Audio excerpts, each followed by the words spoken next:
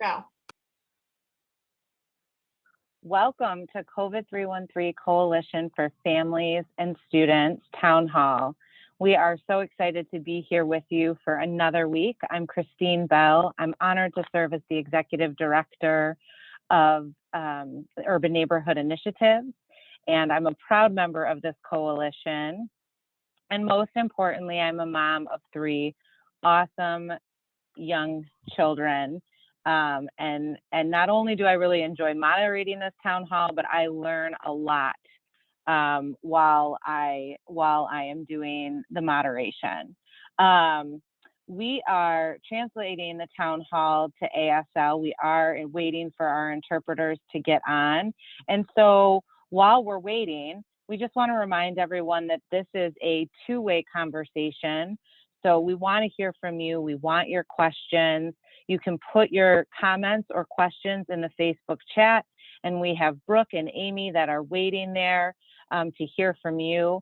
And let's see if they are on top of their game today. And why don't you just drop in the chat where you're joining us today, and how did you hear about us? Have you been watching the town hall all along since we started back in March of 2020, or is this your first time here? And Brooke and Amy, keep a lookout. So while we continue to wait for ASL, we want to remind you to stay with us for the next 60 minutes so you can stay informed and be empowered. We have a collection of experts to share their important knowledge in a variety of areas and answer some common questions that many of us are asking right now around a variety of topics. And again, this time, we also want to hear from you, and it's a time for you to ask these experts your questions. So again, to ask your questions, you can drop them into the Facebook chat. We've got folks there waiting for you, Brooke and Amy, and we'll have a question and answer session after most segments. If we can't answer your question today, we're committed to getting you the answers by early next week. All the questions asked today will be posted with answers on onedetroitpbs.org. For our experts, please remember to speak slowly for our translators, and they really want to make sure that they are translating the important information that you're sharing correctly. Also, please turn your camera off when you're not speaking to ensure that our ASL interpreter can be seen. And please mute yourself when you're not speaking. Terry, the best timekeeper in Michigan, maybe even in the country. I've really upped the ante, Terry, on this one. He will remind you of how much time you have left in your chat. So remember to keep your eye on the chat. If you go over your time, myself or my co-moderator, Rajeshri, will come onto the screen and gently remind you to wrap up. We're so excited that you're all with us today. And so let's get started. We have some really important topics that we're covering. We have Deirdre Smith from LGBT Detroit to talk about the significance of Pride Month. Brian Love is here to share his experiences with COVID-19. Then we'll hear from the health department and some of our favorite doctors, Dr. Cunningham and Dr. Linda Naba, is to discuss COVID-19, the variants and the vaccine. And finally, we have Oscar Castaneda from Detroit Hispanic Development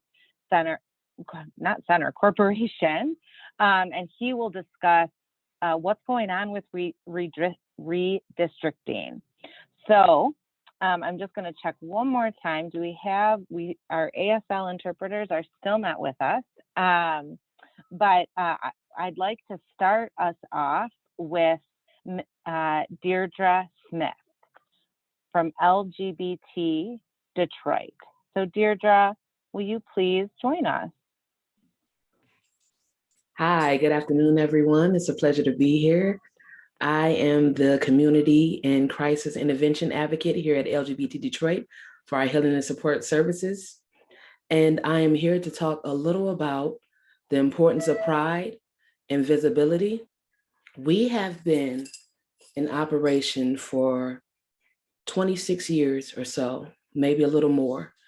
And we have also sponsored and started the oldest Black running pride event, hotter than July, in the nation. And we know the importance of visibility here in Detroit because one of the first pride marches actually took place as early as 1971 or 2 here in the city of Detroit. And so we carry on the tradition of the importance of visibility. We all know that visibility is a political thing, and to not be at the table is to not be present and to not be represented, or at least not be represented correctly.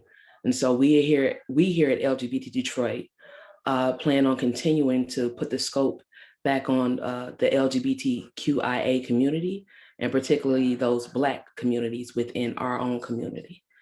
So it's a pleasure to be here, and I'm open to any questions that anyone may have. So Deirdre, I actually was introduced to the festival that you all host by going for a walk in Palmer Park and like happening upon it. And it was like one of the most fabulous festivals that I have ever been to.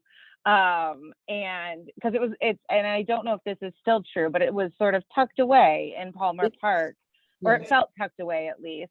But it is a wonderful event. Can you talk a little bit about when it is and how people might, maybe not just happen upon it, but actually could plan to go to it? Absolutely. So it's always in the month of July here in Detroit. This year, I believe it's July 23rd and 4th. And also, pardon me, forgive me. And also, we put it in Palmer Park because Curtis Lipscomb, who is founder of LGBT Detroit as well, believed in the accessibility of such an important event. And so he considered the community, he considered where the limitations were, where accessibility may be a problem, and he wanted to have it in the heart of Detroit and in a neighborhood that was familiar to our community and to a particular demographic who had the limitations at the time, financially, socially, they weren't safe in areas where other people were. And so there was a large consensus taken, and there was a lot of consideration and compassion given to the location. And so I encourage anybody that wants to visit. We're always in the month of July. This year, July 23rd and 24th. There is a full week of activities leading into our big picnic for Hotter Than July. And I encourage you to take in our candlelight vigils, where we honor elders and those important community members and figures within our community. And we just encourage you to come out and have a good time and be safe. And be encouraged to have freedom of expression. This is what this is all about, because along with representation, you need to have freedom of expression, or else everything else is null and void. So Deirdre, can you share a little bit about what the organization does and what you offer besides a really wonderful festival? Absolutely. Because I know there's more than that. Yeah. So here at LGBT Detroit, you can hear we're very busy. Yeah. But as I stated before, we have our health and healing and support services here, and we put a big focus on health and community here. So we have our Brother to Brother, where we have men who need encouragement in community around them, surrounding their particular issues. We also have the LDM, which is LGBT Detroit Mobilization, where we focus on political issues and candidates who may or may not fit our particular goals and agendas.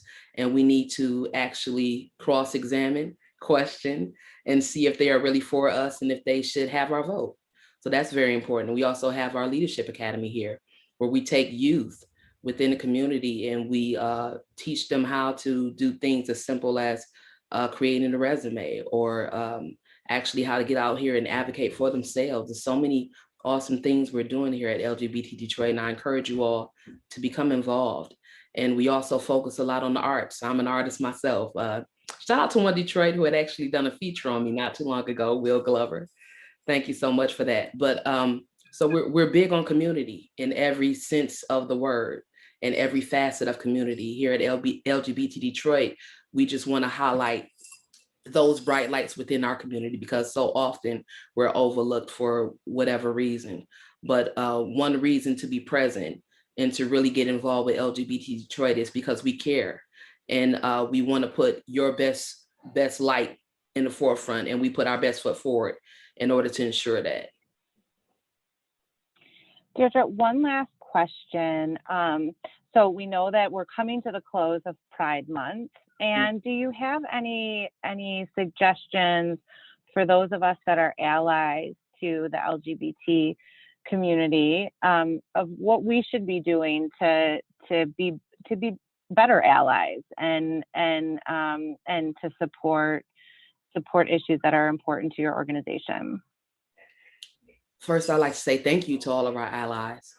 And I think just being a listening ear and really having your finger on the pulse of movements and agendas that are important to our community, because without that, you can't properly assist us with our end goal. And so you always want to be connected to somebody within the community that's actually out here doing the work. And you want to keep your eye on the culture of things as well. Culture is a big thing.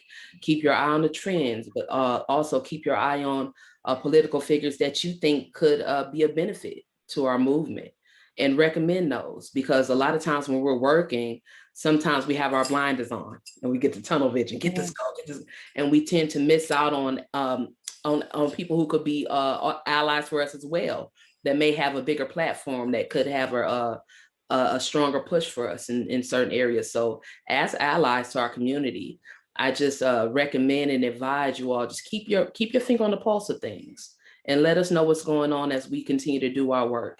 And thank you so much for your work, because it's greatly appreciated. And bring your work here to LGBT Detroit as well. Well, I have a bunch swimming in my head about, so I might be in touch soon. So thank you so much, Deirdre, for your time. We really appreciate it. Deirdre came on in very short notice, but it was really important for us to acknowledge that this month is a month to celebrate, but we shouldn't just celebrate 1 month of the year. We should be celebrating every month. And so with that, I think your founder is actually going to be with us in the middle of July, in July, I think 13th. I don't have the date cemented in my brain, but we really appreciate the time that you took out today to come and visit with us. We look forward to talking to your one of your founders, and you have a really wonderful rest of your day. Thank you so much. Thank you so much. And now, you're welcome. And now I have the pleasure to introduce Brian Love, who is a long-time education advocate. He's a father of 2 and a board member at Detroit Parent Network.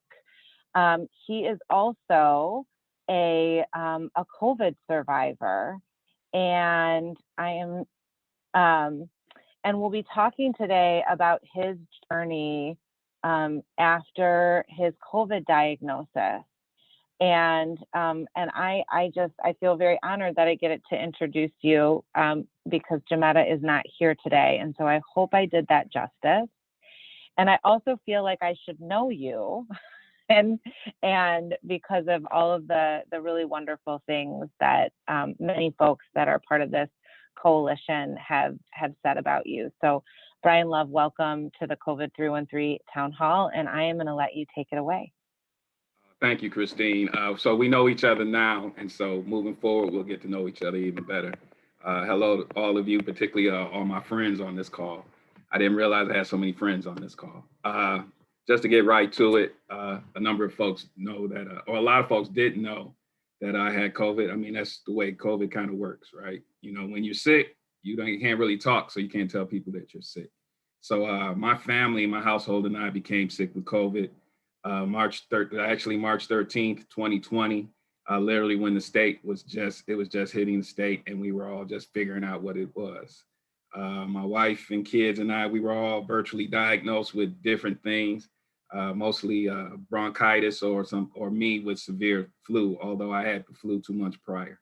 So everybody was still trying to figure out what it was. But literally, although my household, we went through this together, we still went through it separately. We didn't know what to do. So we were all literally in our own rooms for a number of weeks.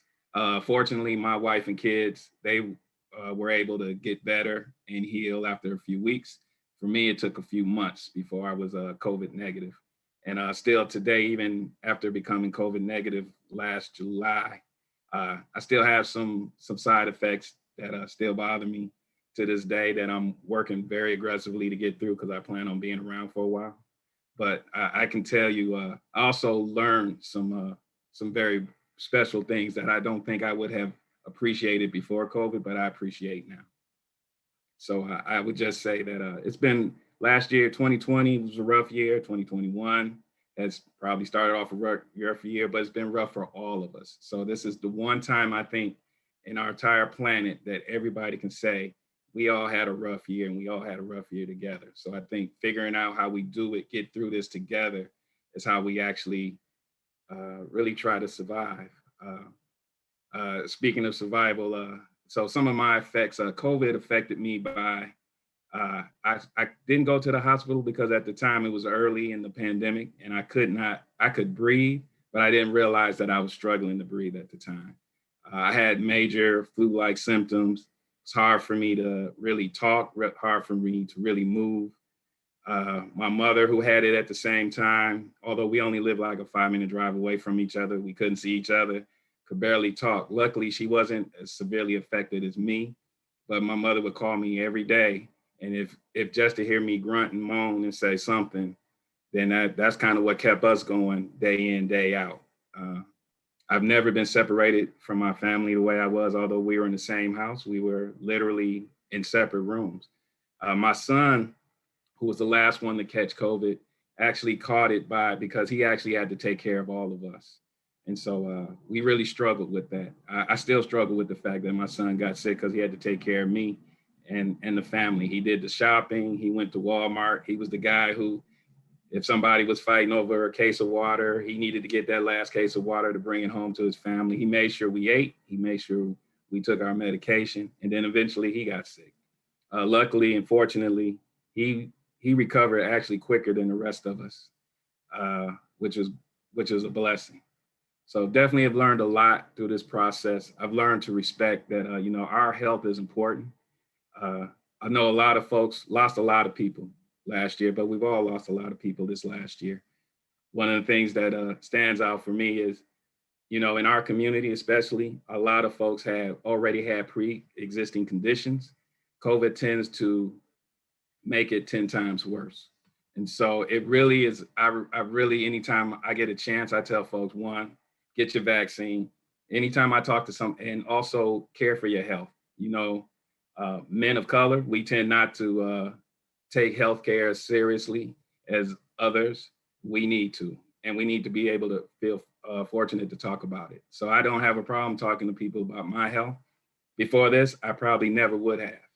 But I lost a lot of friends last year, and I don't want to go through another year like this again. I spent 4 years in the Marines, deployed overseas. They don't train you to deal with losing family and friends. So anytime I could be a help to anyone to improve their health care, you can sign me up. I'm there. Come pull me on out, Christine. All right. So I think it has been a really difficult year, and so there's just been a lot of sorrow, and some opportunity, right? So like what you just said, Brian, about recognizing how important it is to care for your health and to take that time. I hope that resonates with the folks that are listening, because it is so important. Could you just in 30 seconds, I know that you got the vaccine, even though you experienced COVID. Can you just share in 30 seconds why you got vaccinated? Like I ended, I don't want to, I have parents who are both in their 70s, and they, if I want to spend time with them, I need to be vaccinated so I can make it safe for them and for me. And, I just, I'm one of about 8 brothers and sisters. And I actually have 1 or 2 brothers, and they probably hate that I mentioned this, but I won't say their name, but 1 or 2 brothers that really don't want to take the vaccine. I said, that's too bad, because I love you, but I don't plan on seeing you, and I'm vaccinated. I'd rather get vaccinated. When I took my vaccine, I probably had some kind of rough side symptoms, but it compares to nothing like being sick with COVID. I'd rather go through 4 shots of Moderna than going through 1 day of COVID.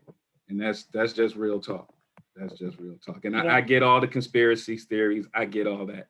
But it's easy to say that and you've not had COVID. You had COVID 1 time, just 1 time. I think you'll be clear. Well, Brian, I'm just going to echo what's been put in the chat of, we are so appreciative of you sharing your story and, quite frankly, being vulnerable. And we wish you continued healing as you continue to work through the long-term effects. And thank you for providing a little inspiration today and a reminder of how serious this is. So thank you so much, Brian. We appreciate you. And we're really lucky that you're here to tell this story. So thank you. Thank you, Christine. Thank you for allowing me to turn into a big crybaby today. That is a very rare occasion. So good job. Good job. Well, you also made me cry. So I just, we just had a colleague lose someone to COVID yesterday. And, it's this reminder that it's not over and that we have work to do. So thank you. Thank you. I'll just leave with, you just said my mother's favorite saying since this happened and she got over COVID. We do a family Zoom call every Sunday. And she says at the end, it ain't over. It ain't over. It ain't over. That's true. Thanks, Brian. All right. Well, I feel like Brian has made a wonderful segue into introducing our representative from the Detroit Health Department.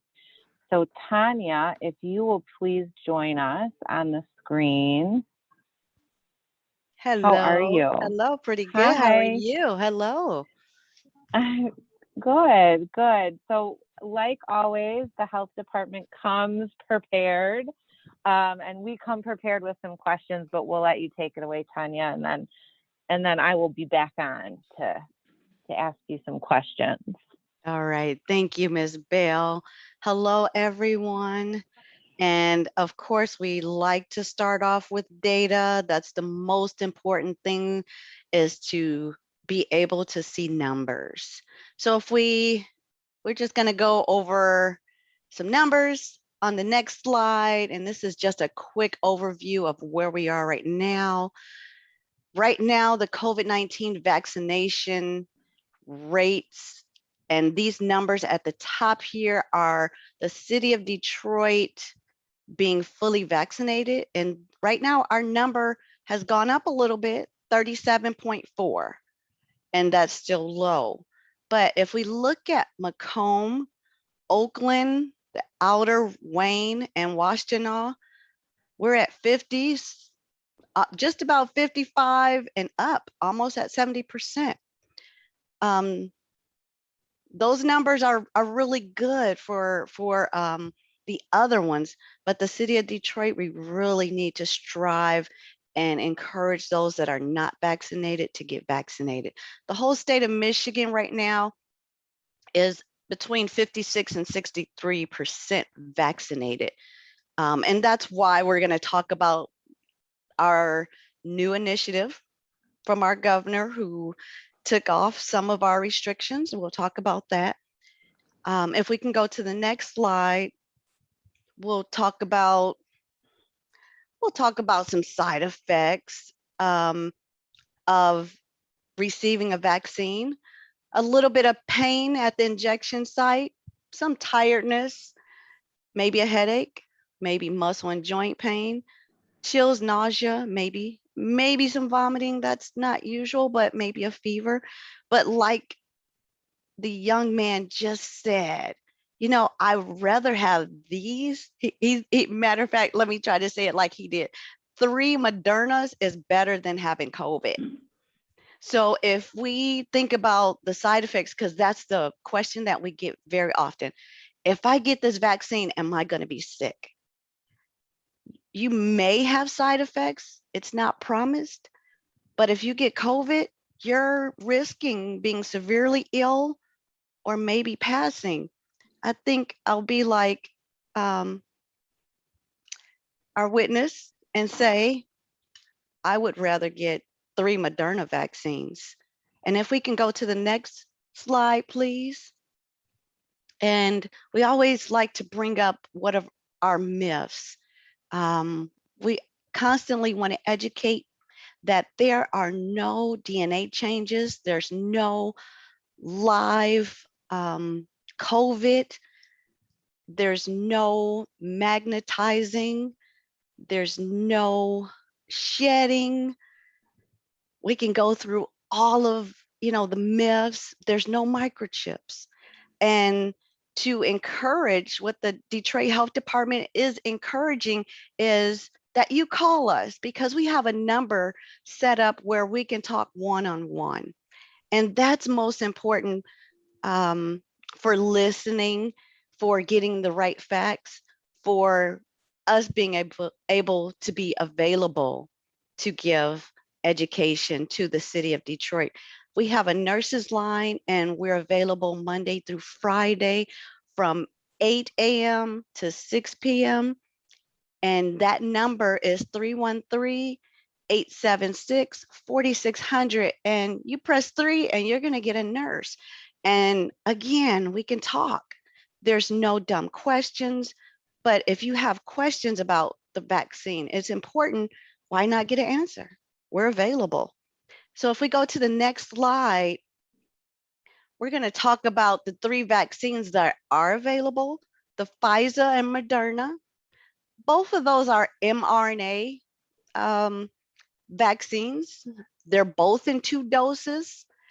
The efficiency for both of those are 95%. What does that mean? You may have a 5% chance of catching COVID after receiving that. Full protection achieved after 14 days after your second dose. What does that mean? That means you're fully vaccinated after 14 days after your second dose. But guess what? All 3 of them are 100% effective at preventing you from being severely ill and death from COVID. As a healthcare professional, that's what we want to prevent, is from seeing people be severely ill and losing people, because we have already lost way too many people. Johnson & Johnson is a one and done. That's what we call that in the healthcare profession. After your 14 days, you're fully vaccinated. So what we're going to do now is talk about, if we go to the next slide, we're going to talk about some of these restrictions. So we know that Governor Whitmore gave us until July 1st to come up with, she was going to change the restrictions. But because Detroit right now is about 63% of being fully vaccinated, and her goal was 70%, but as of June 10th, we hit 60%. So we've gotten closer. So she decided to change some things. So as far as mask, we're going to look at what we can do and what we can't do. So beginning June 22nd, there are no longer a statewide requirement to wear a mask in most settings. Restrictions are lifted. However, the local health department asks that you wear mask no matter if you're vaccinated or unvaccinated in establishments, sports organizations, outdoor, indoor. There are requirements for schools to still wear masks. We have to be mindful that our children 11 and under are not able to get vaccinated as of right now. The schools may have some additional requirements for 12 and up, college, but we have to go according to their guidelines. The CDC still requires masks for public transportation, such as buses, trains, and airplanes, as well as airports.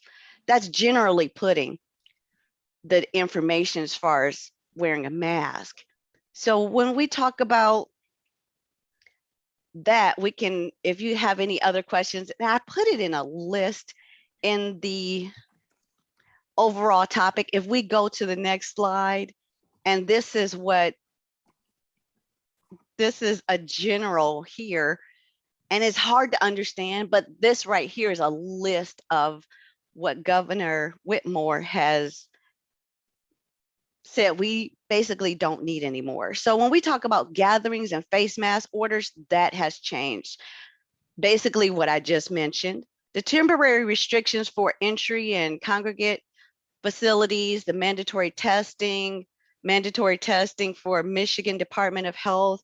Most of these are being tested continuously. When you're in contact sports, when you're going to work, safe housing for Michigan homeless, a lot of times these people, not even a lot of times, it was a requirement to test at least once or twice, sometimes 3 times a week in order to resume work.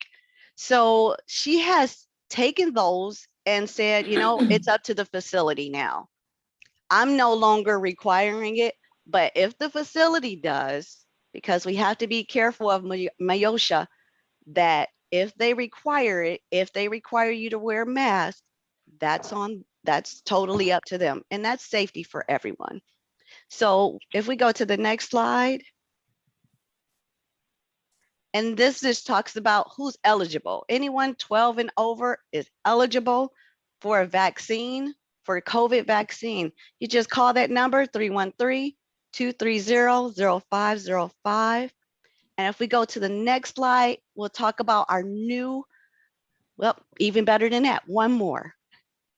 Go talk about our new homebound program. And for this, you can also dial that number, 313-230-0505. And the Detroit Health Department will contact homebound residents, or you can call to get someone to come out to your home to vaccinate you. Again, the next couple of slides is just our contact information, and we'd love to leave that. And that also talks about the Good Neighbor program. Anyone you take to get vaccinated, the mayor has said you can register as a good neighbor and receive $50. Wow. Sounds like a good plan to me. You can take up to 3 people at one time. And he said, basically, you can run that all day long, except if you make over $600 per day, then they're going to take taxes out. But if you're not doing anything, you can do that. If you need information, call us at the Detroit Health Department at 313-876-4600. I'm sorry, 4,000, 876-4000. Gave us a new number. Yeah. Option 3, and get a hold of us. We're here. We want to answer questions, any questions whatsoever. So Tanya, I think the one thing before we go on to the doctors, because we we have to move on to the next segment, Mhm. is you shared what the state has lifted. What are there restrictions still in Detroit, and what are they, if So, there are? so as we look at the numbers for Detroit, because thank you, Ms. Bell, for asking that question, because that's a number one question for the city of Detroit. So right now, as of June 23rd, Detroit is positive rate has gone down tremendously to 1.5%. Yay! That's wonderful.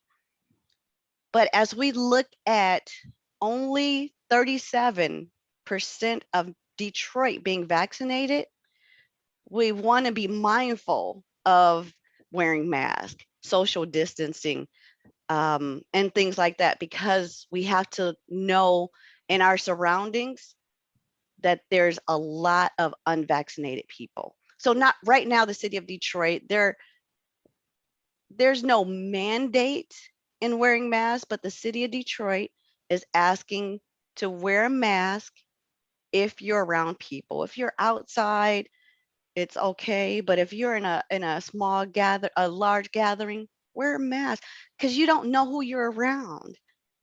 Unvaccinated people or low compromised immune systems. So wear a mask, social distance, continue to use hand hygiene. That's we're going to continue to push that. So that while there's not restrictions, the health department is still encouraging folks to wear masks and to social distance and maintain your I was going to say hair hygiene, sorry, hand I do. hygiene and your hair and hand hygiene, and there are opportunities to be vaccinated. You got all the information. Tanya, we'll see you next week. Thank you so much. And Thank I am you. kicking it off to Rajeshri. Rajeshri, welcome. So glad to have you as my co-moderator, and take it away. Thank you, Christine. And thank you for all the wonderful information that we just heard. It's my pleasure to welcome two esteemed physicians. So if I could ask Dr. Dennis Cunningham, who's Assistant Medical Director of Infection Prevention for Henry Ford Hospital System, and Dr. Linda Nabha, who is an infectious disease expert, to join me.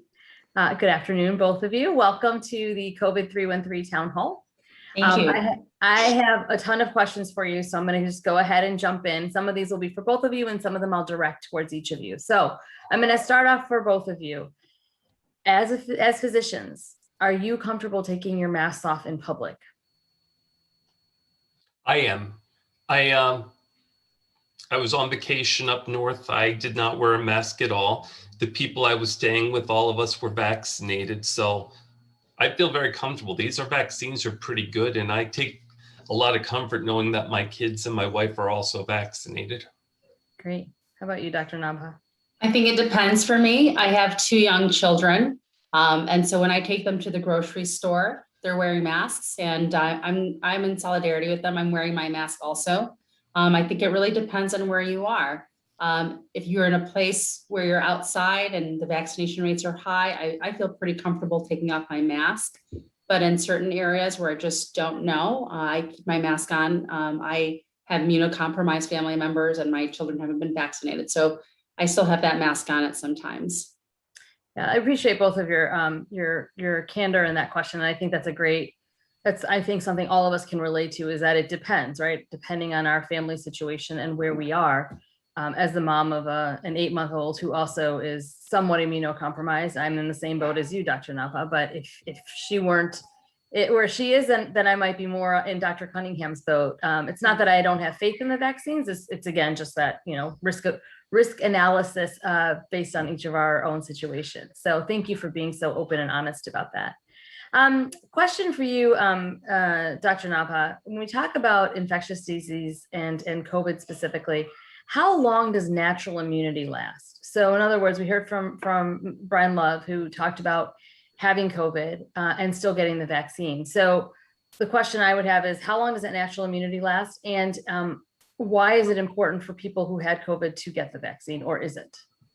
Yeah, so number one, if you've had COVID, the recommendation is still to get the vaccine. Now, the CDC has changed the recommendations. They used to say wait 90 days after you've had COVID to get the vaccine. Now, the recommendations are get it when you feel better, essentially, at least 10 days after your symptoms have resolved.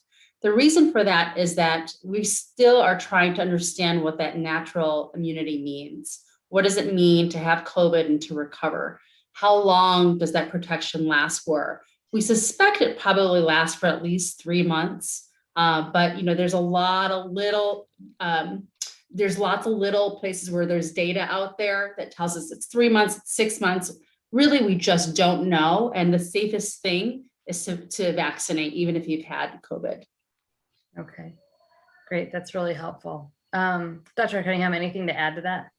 No, I agree completely. I think the vaccine gives probably better protection and longer protection. At least the preliminary data is very favorable for that.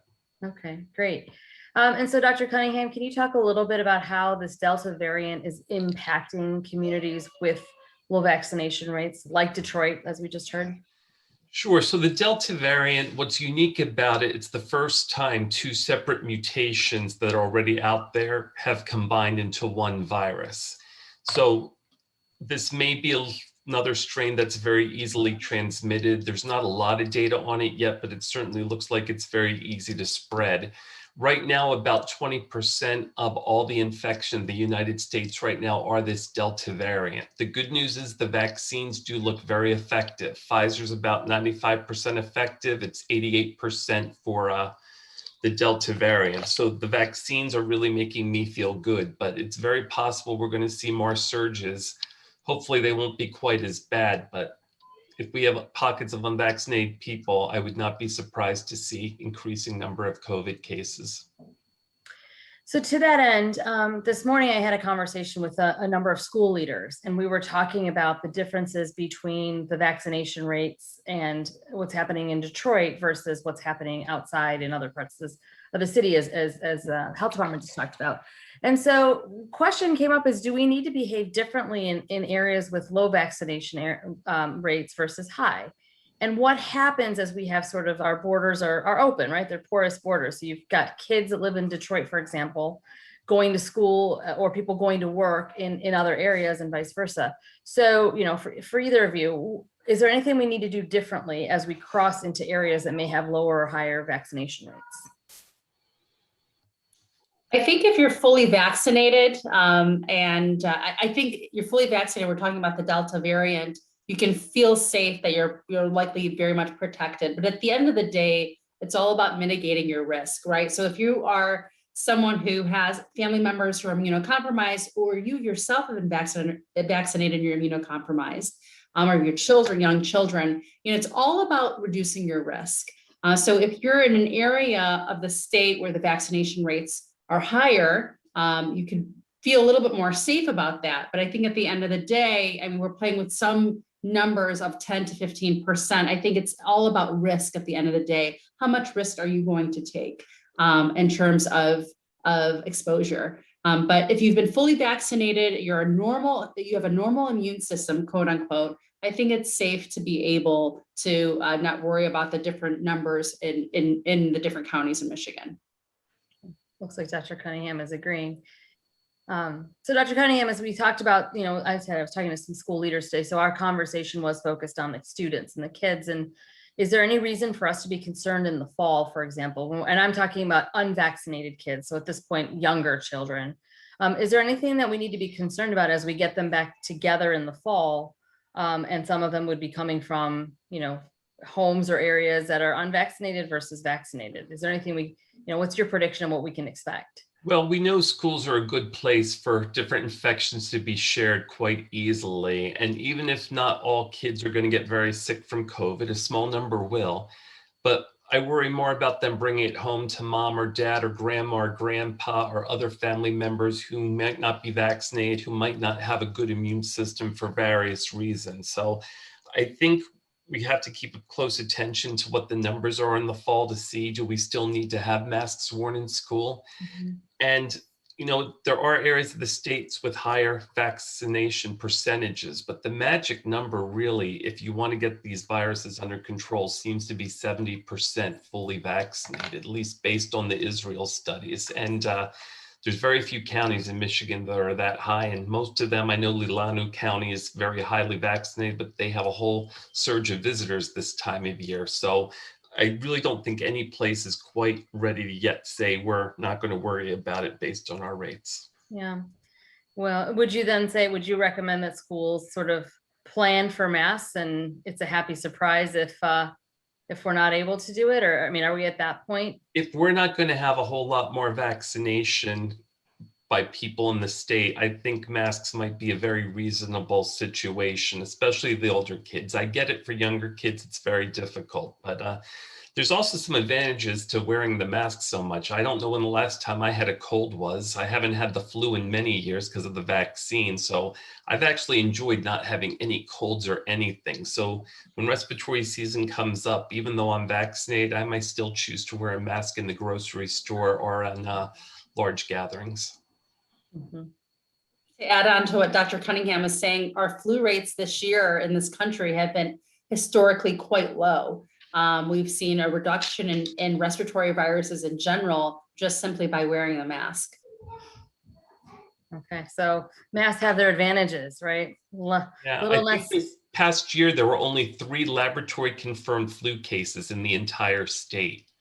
And it's not because people are testing less. I can tell you at Henry Ford, when we test for COVID, the test also includes influenza. So we're just not seeing it.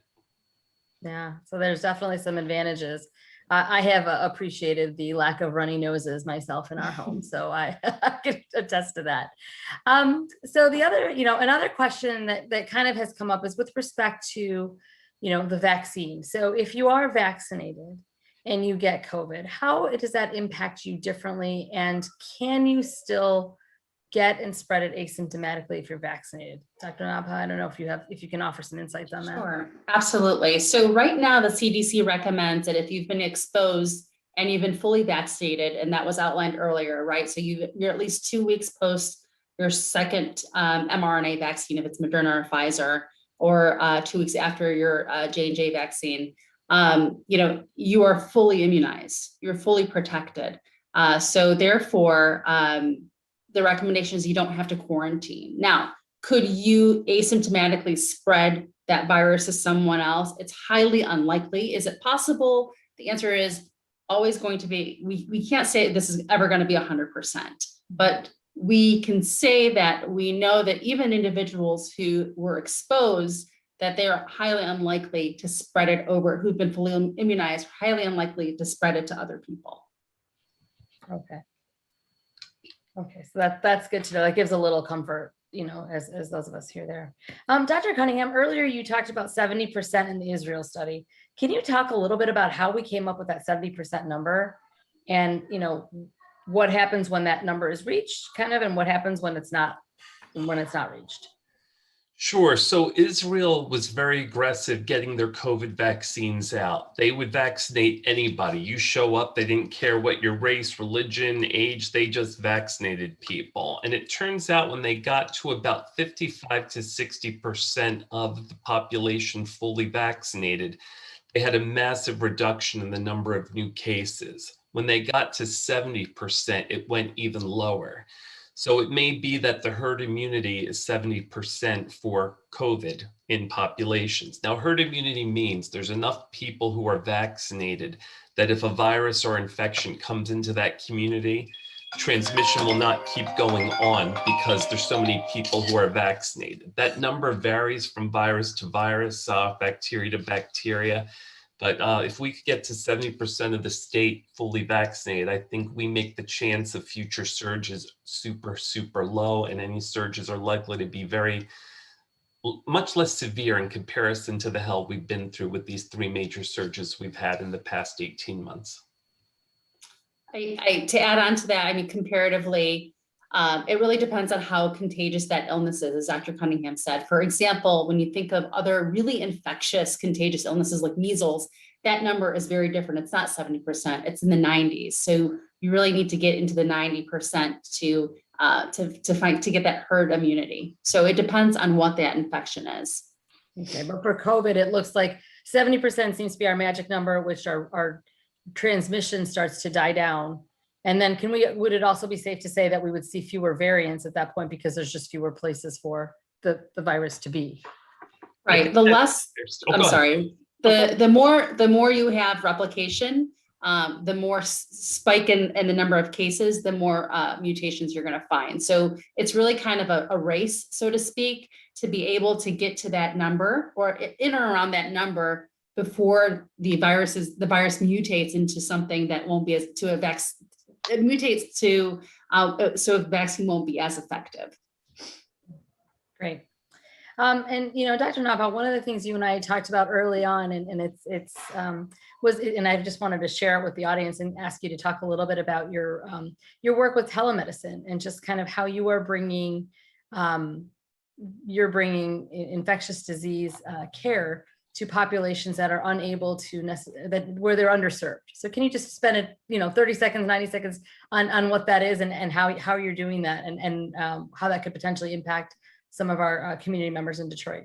Absolutely. So I am an infectious disease specialist. I practice out of the University of Pittsburgh Medical Center, but I live in Southeastern Michigan. And I can do that because I am a telemedicine infectious disease specialist. What that is telemedicine is essentially a way for medical providers to communicate with individuals. And that can be via a virtual platform like we're doing today on Zoom, Doximity, or even telephonic consults. And so in many parts of the country, there's a huge shortage of infectious disease doctors. They're really in areas of major cities like New York City, Detroit, Washington, D.C., but in suburban areas or in rural areas, you don't find a lot of infectious disease specialists. It's always been important, but now in the age of COVID, it's become even more significantly important. And what we're doing through the University of Pittsburgh Medical Center is we're able to provide care, infectious disease care in these hospitals. We're set up on these TV platforms. We're going in and seeing patients. We've got nurses there. We use stethoscopes that are Bluetooth that we can listen to people's heart and lungs. What that does is we're helping the primary team treat and manage infections. We're treating the patients for infectious diseases, and we're allowing the patient to stay in that hospital. So they don't necessarily have to be transferred to a tertiary care center, for example, away from their loved ones, away from their home. They can get their treatment in-house in that hospital. And we are exponentially growing actually in this field. That's so fascinating that basically electronically you're able to partner with the physicians that are on site to provide the care. And just the idea of a Bluetooth stethoscope is, seems like something out of some kind of sci-fi movie. Jetsons. Makes me wonder what else we were going to be able to do wirelessly or digitally. So thank you for sharing that. It's something that as our group, as we've been doing these town halls, part of why we do them is to help bring information to communities where information is scarce. And we know that medical care is not equally distributed, particularly in our community. So knowing that there are options like this might help some of our audience potentially utilize a service like that to help themselves. So thank you for sharing that. Dr. Cunningham, I would be remiss if I did not ask my daughter's question that I feel like she asks me every week. When will there be a vaccine? How close are we to getting a vaccine for the younger kids? And also if you could speak to how the vaccine has been working and received by the kids that have already gotten it. So the children who have received it, it seems to be tolerated very well. Again, you may have some side effects afterwards, but they're very brief. It beats the heck out of getting COVID.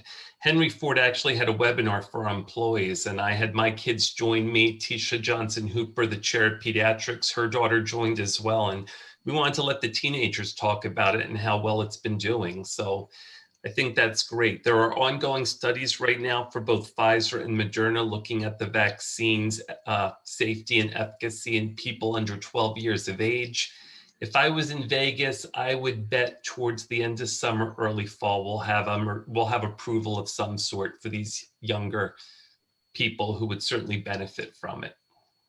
Great. Well, she will be happy to hear that. I will I will share that with her. And I think that as parents, we're happy to hear that there's some help on the way for our younger ones. And that could really make their school year a whole lot better. The last thing I want to see are outbreaks that close schools or that they have to go to virtual platforms, because we know the social isolation has had a big impact on eating disorders, depression, self-esteem, and I want kids to be able to be normal again and have a relatively normal life so that they can do all the normal things they should be. Absolutely. Absolutely. Well, before we close our section, I would love to hear from each of you as we sort of end, this get into summer and we're sort of turning a little bit of a corner on this. What is giving you hope as we look forward? What's giving me hope is I'm looking at the number of patients being admitted with COVID, and I now can count at all the Henry Ford hospitals on two hands.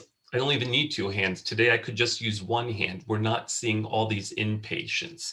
The vaccines are working.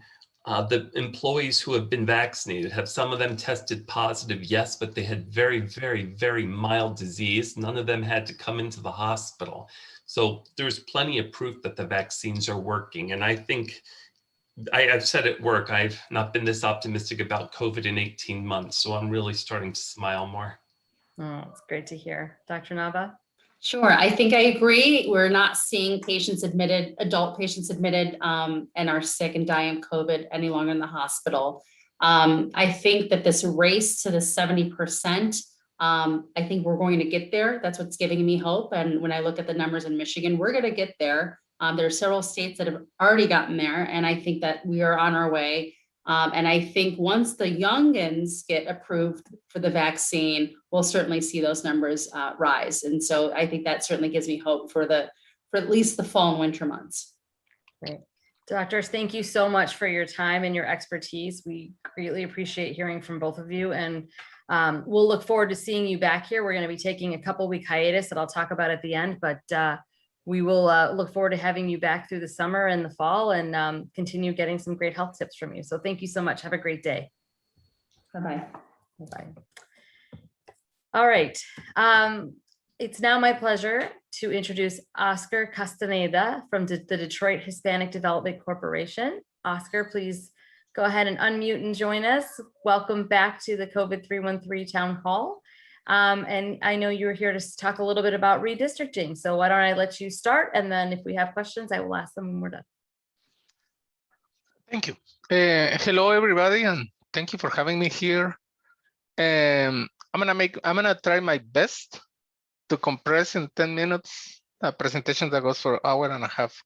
And to be honest, my goal is to entice you so you look more into the subject and you come to the other events that we are having. I want to start by saying that this matter of redistricting Michigan is very much in line with the conversations that we had before. You know, as I was listening to the other folks who came before me, you know, it's about participation. And there is this lack of participation from our communities for good reasons, for good historic reasons. People doesn't want to get vaccinated. And 1 year ago, we were dealing with the matter of people not wanting to fill the census. Now we see a lot of people who doesn't want to vote. Now we are seeing people who doesn't want to participate in this process, which is really important for us.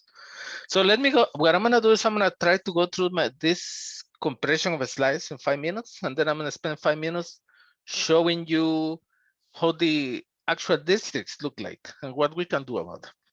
So this is the very first time that the redistricting is going to happen the way it's happening. It's working now. It's a huge change, and it's really important.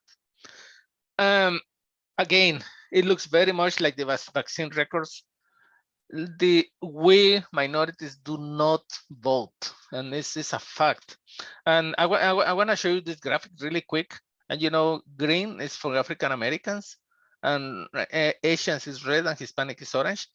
This is an old graph, and you know why this end is high, right? It's because that was the Obama days. This is when Obama had people excited and everybody was getting into voting. But our actual numbers are around here. 50% for African Americans, less than 50% for Hispanics and Asians. This is a problem. And there are many reasons and many discussions on why is that, and many very good reasons, as I said. But one of them is that we don't feel represented. We really don't feel like they're representation. And this new process is giving us a new opportunity and trying to fight for that representation and do more to get represented. I have a quick question for people, and such a basic question and important. I want to see if someone, I would like to see if someone, at least the 14 people present in this Zoom. I know I cannot do this in the chat, and maybe people can write it in the chat in Facebook.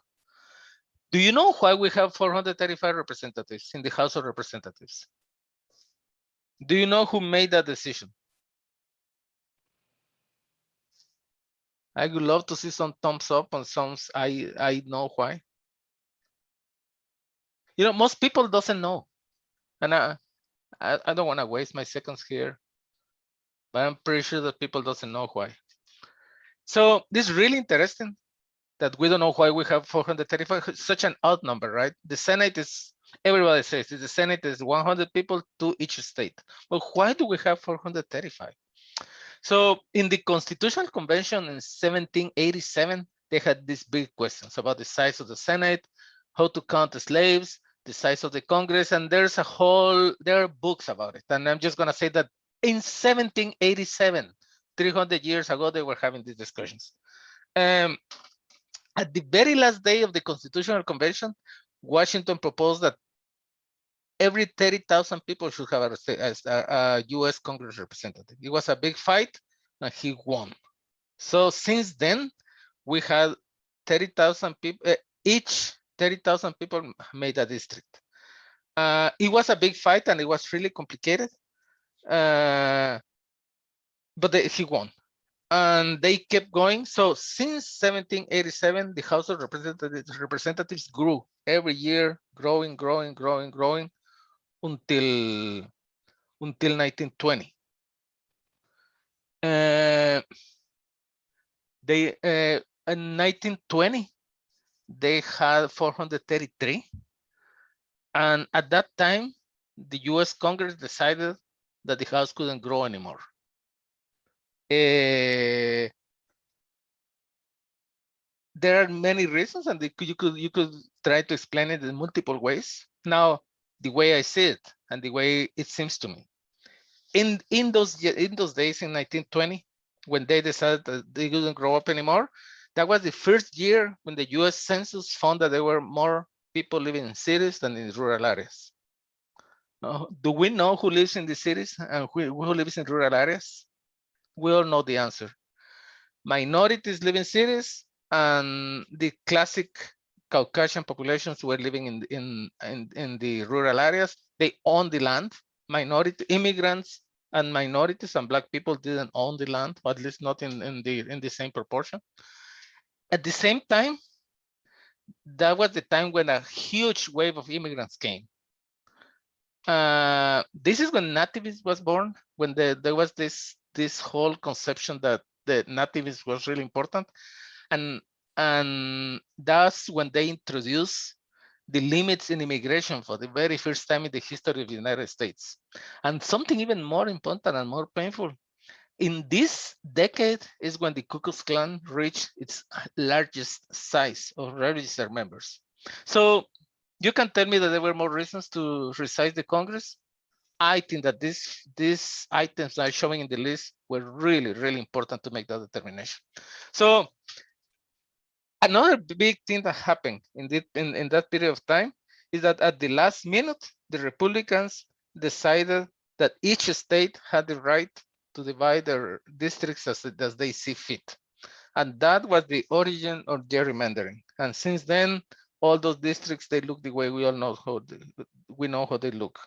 Now, just for a quick comparison, the United States has 435 representatives and 330 million people. at least according with the census 10 years ago. I'm not gonna go through the numbers in this table, but just take a quick look. You will see that our representation is way too small comparing with other developed countries. Japan has the half of the amount, less than half of the amount of people that the US has, and they have the same amount of representatives. Germany has almost as twice representatives as the United States and almost a fourth of the population. So we are underrepresented, and it's by design. This is one piece. The other piece, I mentioned that each state had the opportunity to resize their districts as they see fit. And this is a very basic, very quick picture to show you how does it look like. So in the left, you can see this box. There are 20 small red boxes and 30 blue ones. And depending on how you break them in the box in the middle, the proportion is the same as in the left. In the box in the right, who wins is going to be determined just for the shape of the district. And this is the big problem that we need to face. As a result of this freedom to draw the districts by people who is in power, we all are familiar with these nasty pictures that make no sense. And any person with common sense will say, yeah, it shouldn't be that way. So the time came to have an opportunity to testify. You can testify in front of the commission, you can testify online. And I don't want to, let me finish. I need to get out of this and show you my maps. So to show the problem, this is Detroit. I want to point out to two particular problems. One is what you see in dark in here is the African American population. This is gross point at all the points. And we know what is the difference in population here, and it's very clear. The darker the box, the more African Americans. The wider the box, the less African Americans. This is the population. This is the districts. Can somebody explain to me why this district has this bad shape? Why is that this proportion of non-African American population has its own district? It's because they want to keep control of the power. And I haven't studied the African American population in more detail for lack of time, but I want to show you a really striking case. This map is showing you Southwest Detroit. And this is important for me because this is the highest concentration of Hispanic population in Detroit. And everybody's familiar with this area. It's where Mexican Town is. Now, if you try to compare this polygon here with this polygon here. So can you see how clearly our Latino population is divided in 1, 2, 3, and 4 districts? They totally broke apart the Latino population. And I didn't know this. I wasn't even around at the time. But 20 years ago, we had an immigrant female Hispanic state representative in this district, and she won 2 elections. And at the next census, when they redistricted, they broke it in 3 parts. We never had this opportunity anymore. This is the most clear case that I can find of how districts are broken in the benefit of politicians. And I could go on and on and on in this. I need to stop because I'm running out of time. And I really hope that I'm provoking your thoughts.